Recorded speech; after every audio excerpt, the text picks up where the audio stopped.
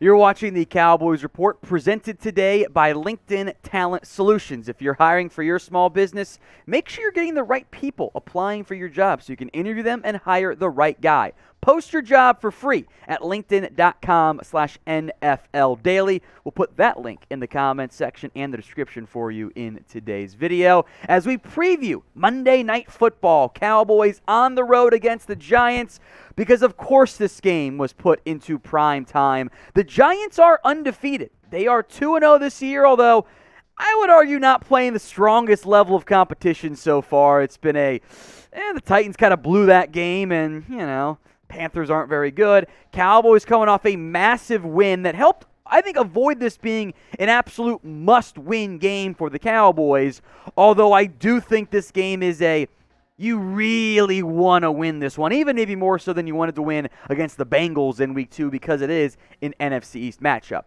So if you want to beat the Giants on Monday Night Football, then like the video for me right now. It is proven, backed by science, that if you like the video, the Dallas Cowboys are more likely to take down the Giants in Week 3. Like the video for me right now. All right, the odds, by the way, and this is interesting to me, have very much changed as of late. The line opened earlier in the week at Giants minus 2.5. Now, that has begun to change fairly significantly in the past 24-ish hours. It's down all the way to 1, so a pretty significant line movement from that perspective. Giants still the favorite for now. Vegas, again, expecting a bit of a lower scoring game from that standpoint. Now, I will make note, the expectations changed this week. Last week, not many of us really thought the Cowboys would find a way to beat the Bengals. Now, they did, which is awesome, but this week, you're kind of expecting a win a lot more. That's reflected in the line, an 8-point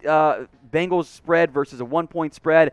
There's a lot more belief in this team. So if they don't win, well, we're going to have some more meltdown stuff. Now, I will make note that Chat Sports doesn't just have a Cowboys channel. We have a Giants channel, too, led by Marshall Green, who he said this week, and I am very upset with Marshall. He said, quote, and we have the audio recording, "The Cowboys haven't been relevant since you were in diapers. Eli Manning owns that franchise. Your team is bad, and you should feel bad. F Dallas, go Giants." I will make note that Marshall had to bring up Eli Manning because, Daniel Jones is their current quarterback. But I have a challenge for you guys this week. Spam and flood the comment sections with F Marshy. Whoever does it the most, whoever types F Marshy the most in the comment section will get a shout out on the watch party. So do it right now. Spam F Marshy in the comment section. If the ad comes here on YouTube, it's perfect timing. Head down there and flood the comments with F Marshy. Let's talk injury news and notes and reports on that stand front here for the Cowboys. Dak is out this week. I know there's maybe some miscommunication from Stephen Jones, one about how close he really was to being able to play. Dak is not going to play this week. Connor McGovern, meanwhile, and Jayron Kearse, as we broke down on Wednesday's video, unlikely those guys are going to be out there. I'll list them as doubtful. Shoot, by the time this video goes out, the Cowboys might confirm them as out, but I see as a highly improbable that those guys are going to be able to go. Michael Gallup, who we'll get to more in depth along with Dalton Schultz here, I will label questionable for now. Of the two, I don't think Gallup is most likely to play. He is trending towards playing. Mike McCarthy said he's going to get a full slate of reps at practice. This has been the Cowboys' plan for a while, right? Get him back for Monday Night Football in Week 3. Those of you who have been subbed have known that's been the plan for the Cowboys. You put Lamb, Gallup, and Noah Brown out there, and, maybe you finally give, Jalen Tolbert some run. KaVontae Turpin is still kind of your gadget. I'll call him a package player, where you don't have him out there for every snap, but there are packages for him, which do exist, by the way. It's a much better option at the wide receiving core. So prediction time. Again, full week of practice still to go. He's going to play. What do you think? Will Gallup play this week? Type in Y for yes or type in N for no. As for Dalton Schultz, late week decision, could come Friday, could come Saturday. Maybe you throw it in there Sunday on his injury status. Cowboys don't view this clearly as a long-term injury, otherwise he would have gone on IR already. But they're going to slow play it, maybe at least to provide some uncertainty for the Giants. Keep an eye, though, on if Schultz can't go, how they handle that third, if they want to carry one, at tight end spot.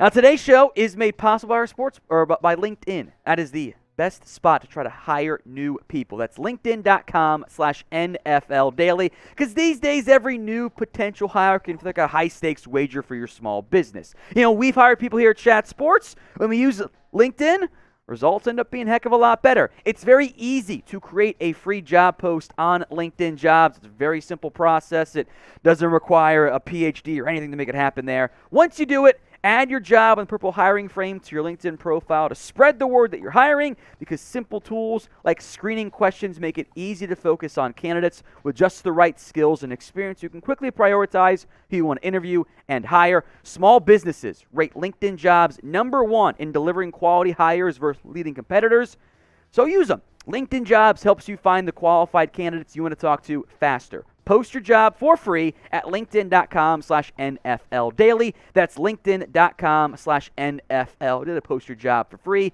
Terms and conditions will apply. Couple quick notes on offense and defense before we get into some of the keys of the game. CeeDee Lamb had an injury, kind of sort of looked like that in week 2. He kind of waved off the staff, didn't miss any time there, so I'm not worried about Lamb. Much better showing, by the way, in week 2. Hopefully that continues with Gallup drawing some more attention in theory from him, from defenders. Meanwhile, Micah Parsons is unbelievably good. 4 sacks. He's on pace to shatter the record. It is an on-pace number, so that feels like cheating. He kind of got rolled up on, left for a few snaps, came back out there. I'm not worried about Micah. Although, frankly, if you want to give him a day off every day at practice, I'm fine with that. He plays an unreal amount of the snap percentages for what really is a pass rusher. My keys to the game coming up next. But first, predict the score for me. Cowboys against the Giants. Let me know what you think the final score will be. If you're not going Cowboys, let me know in that comment as well. All right, 5 keys to the game. Number 1, keep being great on defense. The Giants are not an elite offense, and we'll get to Saquon, Barkley more in depth, but their offensive line is beatable. I'm looking at Micah Parsons this week, who has been unreal against not so much Tristan Wirfs, but Donovan Smith in week 1, and Lyle Collins, some Jonah Williams in week 2. Evan Neal's a first-year player, has been pretty up and down so far. I think you can attack them. I think the interior of that Giants offensive line is not that good. Your defense is the number 1 reason why you've won games and been competitive so far, specifically more so in week 2. Has to continue against the Giants. I think Brian Daboll's a good coach. This is by far the worst quarterback you've faced so far in Daniel Jones. That should help out the Cowboys at least a little bit. Now, if you're a true diehard Cowboys fan, even if you don't agree with some of the processes, you just want Dallas to win, this is the spot for you. Hit the big red button and subscribe for free Cowboys videos every single day. YouTube.com/CowboysTV.